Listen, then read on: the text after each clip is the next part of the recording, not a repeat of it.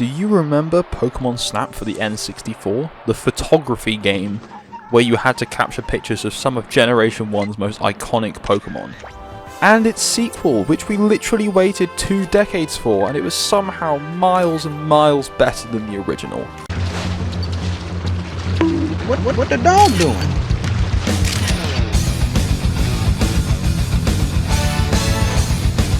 What the dog doing? Well, in the mid-2000s, Sony had a similar idea.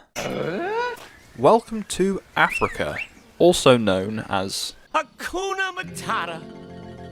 What a wonderful phrase.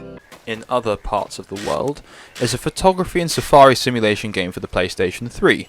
It was developed by Rhino Studios and was released in Japan in August 2008 and in North America in October 2009. Weirdly, Sony just decided to not publish this one in European territory, so we actually never got this over here, which is honestly a real shame, because I loved me some photography games and I know I would have loved this as a child. Just for the record, you may see a few graphical glitches throughout the gameplay in the background of this video. I am emulating it through totally legitimate means, meaning there's a couple of random little glitches here and there. It's fine. Honestly, good luck getting your hands on a cheap copy of this game, because they are quite rare, and they are going for some high prices, let me tell you now. What the hell? In the game, you will be playing a photojournalist who is hired to take photos of different animals across Africa, as the name would suggest. Gameplay-wise, you'll receive your missions via email in your base camp, and you get instructed which animals to photograph. You can then travel by foot, by car, or a hot air balloon.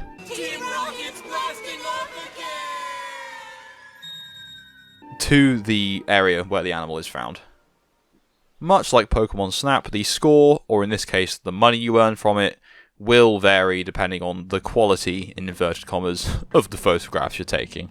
Now, interestingly enough, the composer for this game, for the soundtrack, was Wataru Hokoyama, who has worked on some very interesting games, a few cool movies as well over the years. Afrika was actually the first video game he worked on, but he went on to work on Resident Evil 5, Halo Wars, Ratchet & Clank Rift Apart, most recently Monster Hunter Rise, and let's not forget our absolute favourite game of all time, Knack. It's hard to believe you saved the world. All you know are 3 punches and a kick. He can jump too. He actually went on to win Best Original Video Game Score from the Hollywood Music Awards in 2008 for the soundtrack for Afrika. So I guess it did one thing right. Let me tell you guys something. Let me tell you something else, man. Hey, Herschel, man, let me ask you something. Let me tell you something, man. I honestly don't like this game very much. I like it as a concept, but I do not like it in practice. There's something about it that really grinds my gears.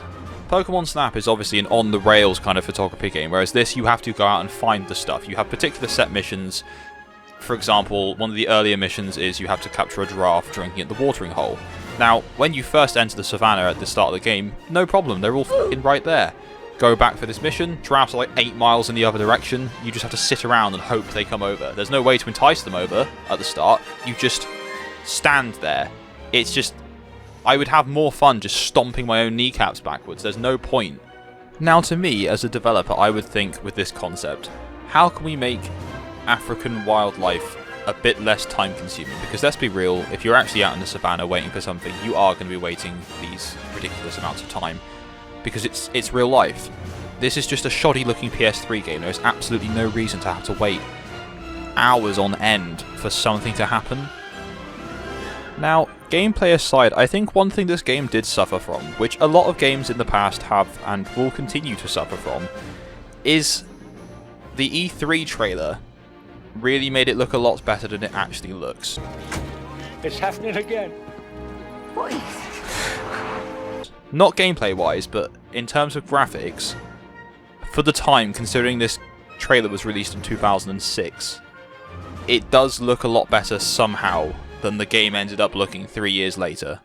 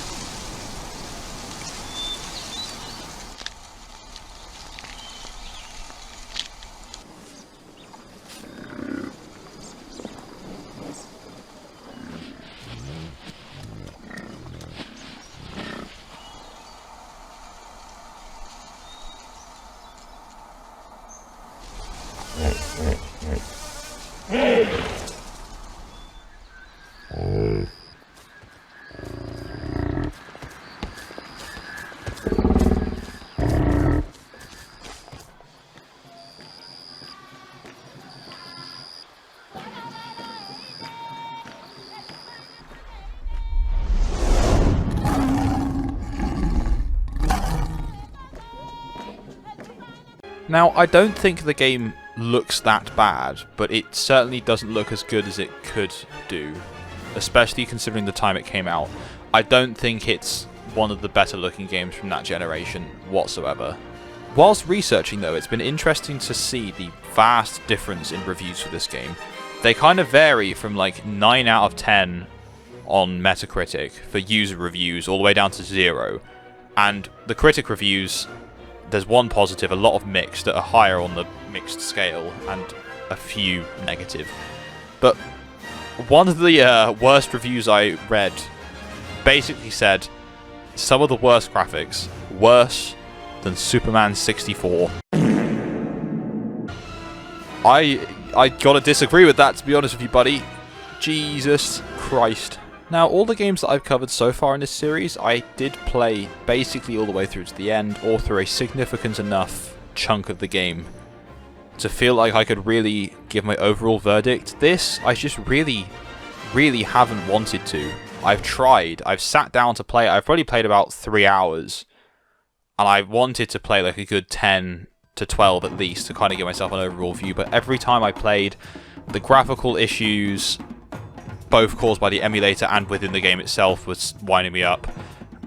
Mixed in with the waiting around for things to happen, it's just not for me. So I don't think it's a terrible game, but it's certainly not a game for me. It might have been a game for me when I was like 7, but certainly not while I'm 23. Now, I've droned on enough about the negatives of this game. There are actually a lot of good things, especially if you are a wildlife enthusiast, or a photography enthusiast, to be honest. The range of wildlife in this game it's quite impressive. You got all the basic bitches like lions, elephants, zebras, or zebras if you want to get American about it, and giraffes, but it also has some more obscure animals that only proper kind of enthusiasts or animal lovers would know about, like the bongo, the hyrax, so on and so forth. There are some cool things to be found here. Another thing this game does really well is the sound design. To be immersed in a game like this, it does really require it to have good sound quality, and it does actually deliver this. All the animal sounds are actually very well produced in the game, and they're very accurate as well. And then you have a lot of the basicer sounds like birds chirping and the streams of water. It does actually give the vibe that you are in Africa, and that's what this game needed. Now, normally I would use sites such as the cutting room floor to find any kind of like hidden things within the code itself, or just try and look around for anything, but there's like no evidence of this game anywhere beyond like its Metacritic page and a couple of like IGN videos. It's really weird. Obviously this game is quite a niche, but I didn't realize it was that much of a niche. Overall, and I know I always say you should try this game for yourself to really get your own opinion of it, but this is the kind of game where you know whether or not you're going to like it. If you're a fan of nature, photography, National Geographic and Animal Planet, then it's probably going to be your kind of thing. I mean, realistically, it's just like playing an actual documentary, just not quite as spectacular, I suppose. If you're a completionist that likes collecting things and completing very specific objectives, you're probably going to like this game as well. On the other hand, if you are someone like me who has not as much patience for these kind of things, then you should probably just give this one a miss. And also, not to mention, the price of it. So, it's really down to you. All in all, I am very glad that I found this weird little oddity for the PS3, but I can't say I'll be running back to play anymore after this video. So thank you very much for watching this video today. Please leave a like, subscribe, tap the bell, all the usual stuff. As I said, it always helps out and is very much so appreciated. And I will see you all in next week's video. No! This is not how this was supposed to go!